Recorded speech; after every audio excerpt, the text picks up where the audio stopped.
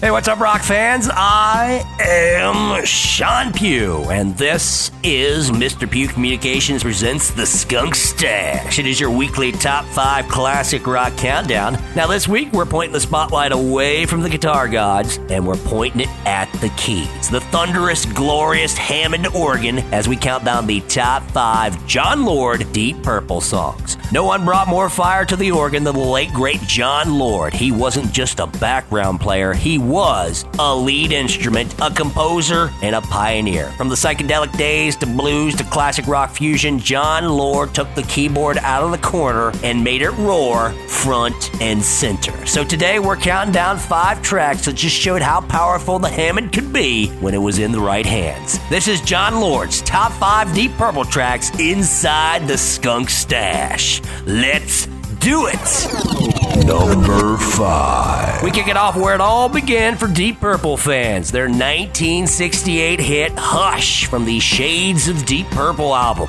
This wasn't even a track written by the band. No, it's a cover song, a Joe South song. But what made it theirs was Jon Lord's hypnotic organ riff. It's chugging like a train through the whole track. It wasn't just background music. It was the hook, the energy, and the attitude. And when the solo kicks in, that's Jon saying, hey, I'm not here to play nice. Jon recorded the organ part using a borrowed Hammond M102 and a Marshall stack, helping invent the distorted organ sound that would become his signature.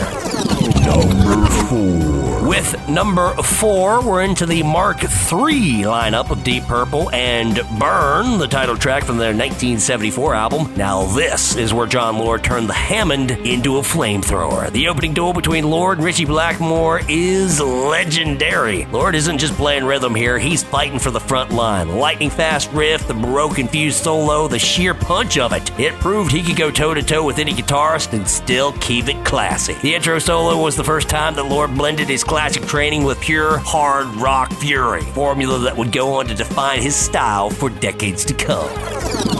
Number 3. At number 3 from the 1972 Machine Head album, it's Lazy. Now, don't let the title fool you. There's nothing lazy about what Jon Lord does in this track. From the bluesy intro to the swing groove that follows, this is Jon Lord stretching it out, having fun, and showing the full range of what the Hammond B3 can do. He mixes jazz, blues, and classical influences into one long jam that's loose, raw, and absolutely electric. Lord once said he improvised most of the solo in this song in one take. That's the results of years of jam sessions and his love of Jimmy Smith-style jazz organ. Number 2. You want speed? You want shred? You want classical metal before metal had a name? It's Highway Star from 1972's Machine Head album. Jon Lord's organ solo on this one is basically Bach on steroids. It's fast, it's technical, it holds its own right next to the legendary Ritchie Blackmore's guitar heroics. This is Jon Lord proving that the keys could shred too, and he didn't need a distortion pedal to do it. The song was reportedly written on a tour bus, with Lord and Ritchie Blackmore competing to come up with the fastest solo they could muster. Geez, guys, how about you save some for the rest of us? Number 1. And at number 1, we've got the epic masterpiece Children in Time from the 1970 album Deep Purple in Rock. This, boys and girls, isn't just a song, it's a journey. And it's Jon Lord who opens the door with that eerie church-like organ line. From there, it just builds and builds until finally all hell breaks loose about halfway through. The organ's the pulse, the breath, and the storm that drives the emotion of this song. Even with Ian Gillan screaming his soul out, it's Lord who sets the stage. The band was inspired by the Cold War when writing this tune, and Lord's organ intro was loosely based on a riff from a song called Bombay Calling from early psychedelic band It's a Beautiful Day.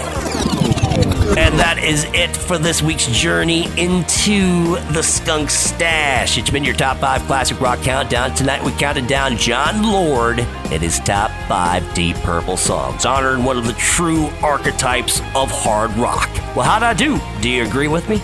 Do you disagree with me? Well, hit the comments and let me know all about it. One thing I think we can all agree on, Jon Lord, the greatest of all time, to tickle the keys in this beautiful thing that we call rock and roll. Lord was born on June 9th, 1941, gone way too soon. In July of 2012, he left behind a sound that still echoes through every riff-heavy track that dares include the keys. Tonight, we end with a quote from the man we just honored. Jon Lord once said, "Music, shorn of labels and standing alone, when it is conceived, composed, and performed with love and integrity, can elevate us all." And that's it for this week's Top 5. Until next time, rockers, I'm Shawn Pugh, inside the Skunk Stash.